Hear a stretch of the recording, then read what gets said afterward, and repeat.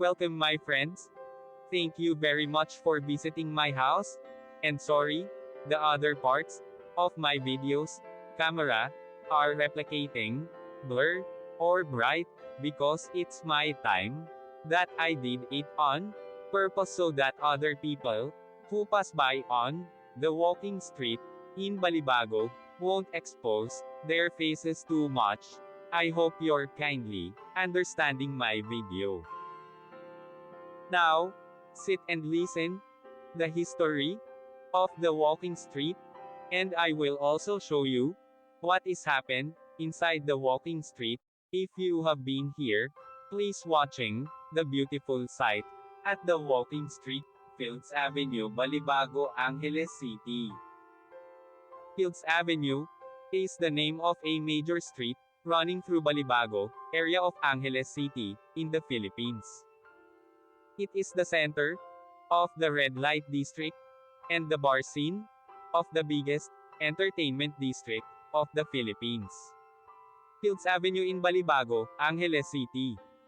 The name derives from the common military practice of naming roads adjacent to airfields as Field Street or Field Avenue. Originally, the name referred to the Clark Air Base and was Clark Field Avenue. The name evolved to become Fields Avenue. History: Fields Avenue, Balibago, Angeles City, Pampanga, Philippines. Philippines was an American colony from 1898 to 1946. Bars on Fields Avenue. Catering to the single American defense personnel who worked in the adjacent Clark Air Base, first emerged in 1940.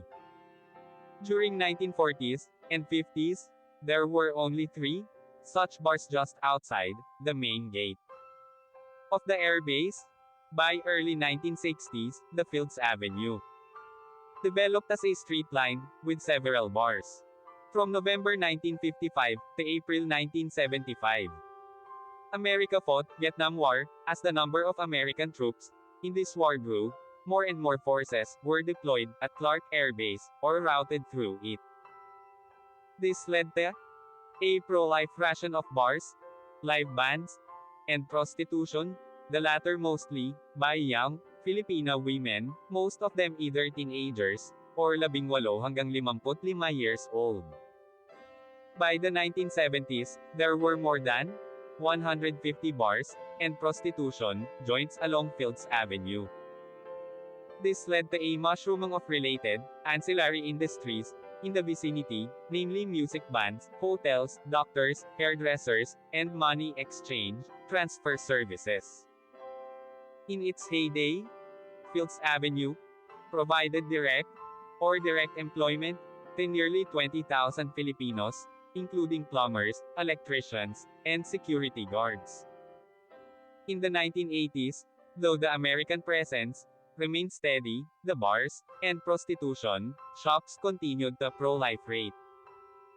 Many bars and prostitution dens were owned by Americans, as well as local politicians, thus leading to a nexus between the locals, politicians, and American military and ex-military personnel. With the withdrawal of American Defense Forces from Clark in 1993, many of these establishments changed hands, but continued to do business. As Clark was turned into a Special Economic Zone, SEZ, these bars and prostitution joints changed their clientele to suit their new customers, Japanese and Korean businessmen. Restaurants serving food from these countries began to appear, and signboards in these languages were put up. The period from 2000 hanggang 2010 saw further expansion of these joints, as the area was relabeled as an entertainment district. While prostitution was officially banned, girls working here were simply redesignated as guest relations officers, GRO, and prostitution continued in practice. Since then, bars and prostitution joints have continued to proliferate and expand. The extent of these establishments has continued further on both sides of Fields Avenue, and many smaller streets of Fields Avenue also sport smaller such establishments. In 2010, a section of Fields Avenue, at the end where it meets the MacArthur Highway was named as Walking Street, mimicking Walking Street in Pattaya. This section was made pedestrians only, with road traffic banned from 6 p.m. to 6 a.m. People arriving by air either take a taxi, direct to hotel, or a jeepney, to Main Gate Jeepney Terminal, located between the North SM Mall, Fields Avenue to South, and Bayanihan Park to East. Those arriving from Manila by bus, ask the driver to drop them off at the corner of Fields Avenue and MacArthur Highway, or alight at Capas Angeles Transport Terminal, which is also walking distance from Fields Avenue and the MacArthur Highway. The presence of family-oriented activities on the other side of Fields Avenue, namely shopping malls, as well as activity centers in Clark Air Base, has led to a neat separation between the two. Fields Avenue tends to cater more to single foreigner men. And sometimes women too, with at least 5 bars, featuring gigolos and gays, while the rest of Clark caters to family-based entertainment. Fields Avenue remains among the safest streets in the region, with restaurants and hotels. Fields Avenue has the largest density of hotels in Philippines, catering to all budgets, from a large number of 2-star and 3-star hotels, right up to a select few luxurious 5-star hotels. Many of the bars and hotels in Fields Avenue have restaurants attached.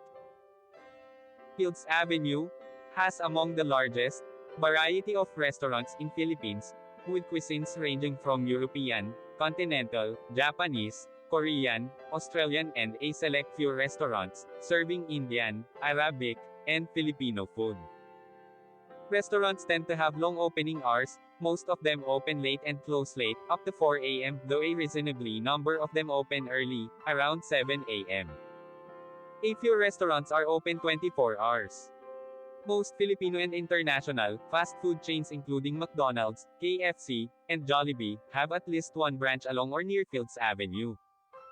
24 Hours Police Station is located in the center of Fields Avenue. Thank you so much. See you my next video.